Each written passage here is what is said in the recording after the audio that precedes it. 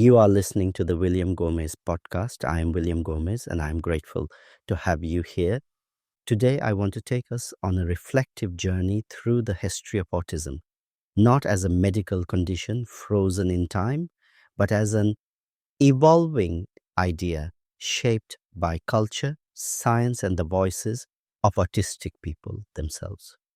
Understanding this history is essential because it shows us how far we have come, how far we still need to go, and how important it is to view autism with humanity rather than fear.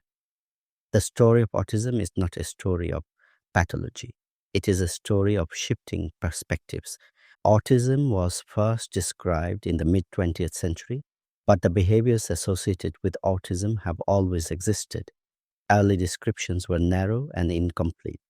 Autism was viewed almost entirely through outward behaviors without considering sensory differences, communication styles, or internal experience. Early researchers assumed autism was rare, severe, and primarily present in boys.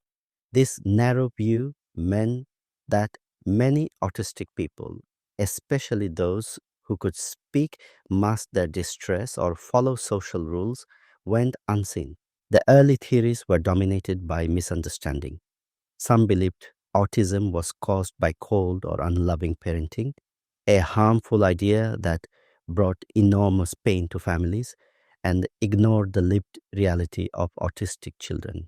Others saw autism as a form of childhood psychosis, failing to recognize its developmental roots. These early assumptions shaped public attitudes for decades, creating stigma that still lingers today. Over time, research expanded. Clinicians began to recognize that autism was not one thing, but many things, a spectrum of differences affecting communication, sensory processing, prediction, learning, and attention. This shift marked an important turning point. Autism was no longer seen as a rare, extreme condition, but as a broader developmental profile that exists across all ages, abilities, genders, and cultures. As the concept of the autism spectrum emerged, people who had previously been overlooked began receiving recognition.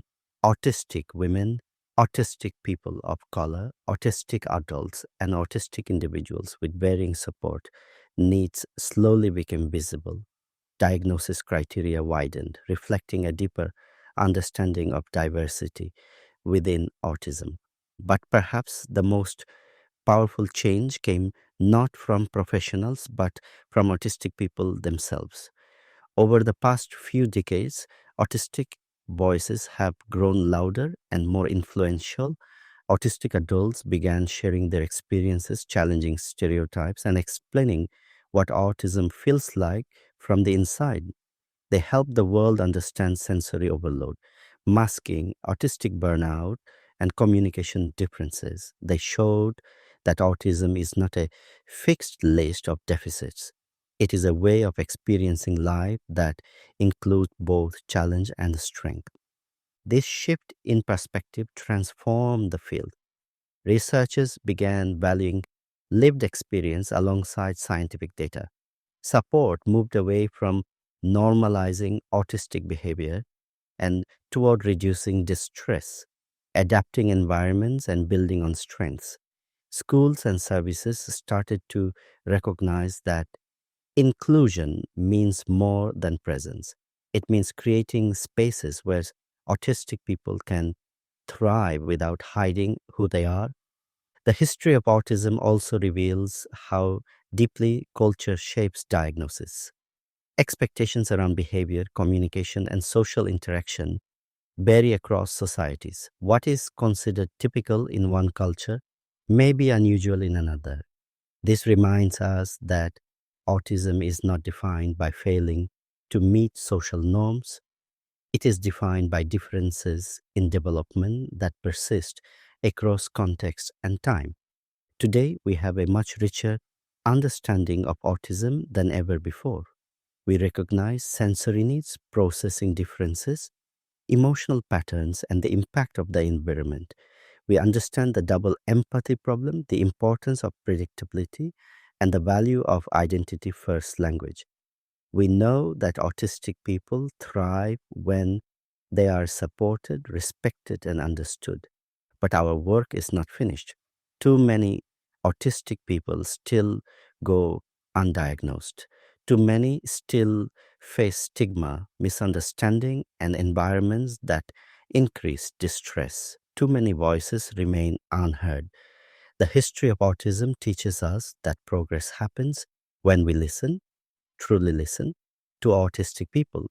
It teaches us that growth comes from moving away from correction and toward acceptance.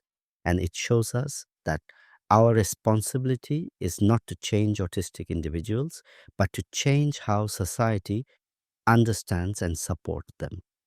In the next episode, we will look at how all these ideas come together in the real world, how we can build environments that reduce distress, nurture strengths, and honor autistic ways of being. But for now, I hope this episode helps you see autism not as a newly discovered condition, but as a long standing part of human diversity that is only now beginning to be understood with the compassion and clarity it deserves. Thank you for listening. This is the William Gomes Podcast. Take care of yourself, stay curious, and I will speak with you again soon.